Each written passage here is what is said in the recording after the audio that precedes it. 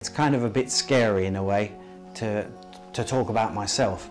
The reason is, like, my name's Kevin Batchelor. It's a name I hated for most of my life until I was about 45.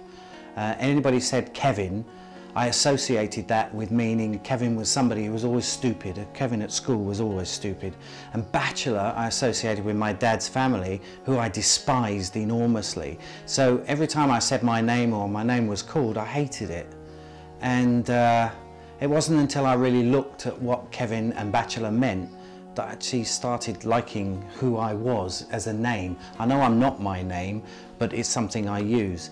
And Kevin means beloved and handsome, and I quite like that. And I looked up the origin of Batchelor, and it comes from the French baccalaureate, and it means young, educated knight. And it's amazing. So now when I say Kevin Batchelor, I don't have all those negative associations and meanings that I've given to my name, which wasn't who I was. But I go, well, I'm a handsome, beloved, young, educated knight, and that's who I now choose to be.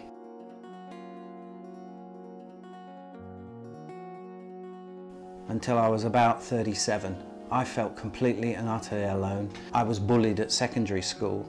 And my mum worked as a dinner lady at secondary school, you know, walking around the playground. And I didn't want my mum to see I was bullied or why I was being bullied, so I pretended that everything was okay. And I would just put on this front and this happy, smiley Kevin who really hated himself and didn't want anybody to discover anything about him. And I learnt to pretend really, really well in my life. When I was 24, I got married. I just wanted to be the same as everybody else, but because all the time I felt really alone, I didn't want to be me. I got married. I had a fantastic wife. She's my ex-wife now, and she's still a big part of my life, and 2 children. But ultimately, I was alone in a world of busyness and family and relatives and friends and all that stuff. And it wasn't until 1997, when Princess Diana was killed, that I thought, my God, she's gone to her grave unhappy. That's how I looked at it. There was a woman who kind of had everything, like I had everything in my life, and yet she died being unhappy, and I just didn't want to die being unhappy. So I told my wife, and she was the first person I said, look, there's something inside me. I'm a gay guy, a gay man, and it's not something I've ever done, but I've really got to do this. I've got to just be me. And for the first time, it was kind of like, wow, it's okay to just be me. I still didn't really accept myself. And it wasn't until a period about 5 years ago that I actually wanted to die. I wanted to be taken. I used to go, right, I really want to die. I'm not going to kill myself. I couldn't do that. I was too scared, too much of a coward to do that. But actually, if I were to die tonight, please let me die tonight, because I don't want to carry on. And this went on for wishing to die for about 2 months. And then one morning I woke up, and I remember I was sitting in my bedroom, and at the time I had no job, I had no money, I smoked, I had no car, I hated the world. And I woke up, and this voice, and it was my voice, it was something inside me, said, hey Kevin, what's your best experience in your life? And I went, oh, that's easy, it's skiing. And then the voice went, well, what is the experience that you experience when you ski?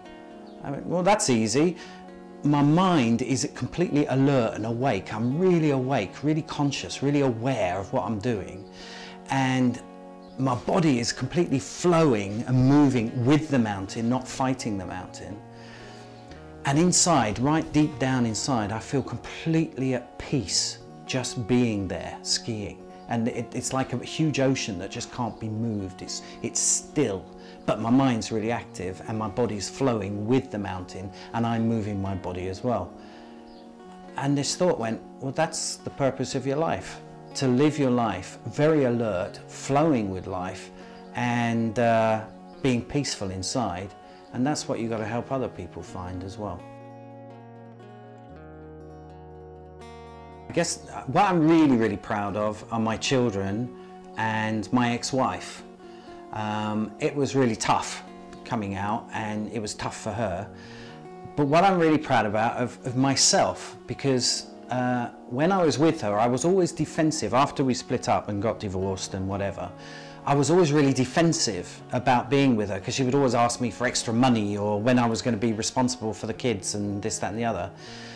And I was defensive, and so I didn't really connect and communicate really well with her. And then one day I thought, my God, I've got to have a relationship with her for the rest of my life. And at this moment, I'm going to recommit to love, honor and cherish her and not be afraid of her for the rest of my life.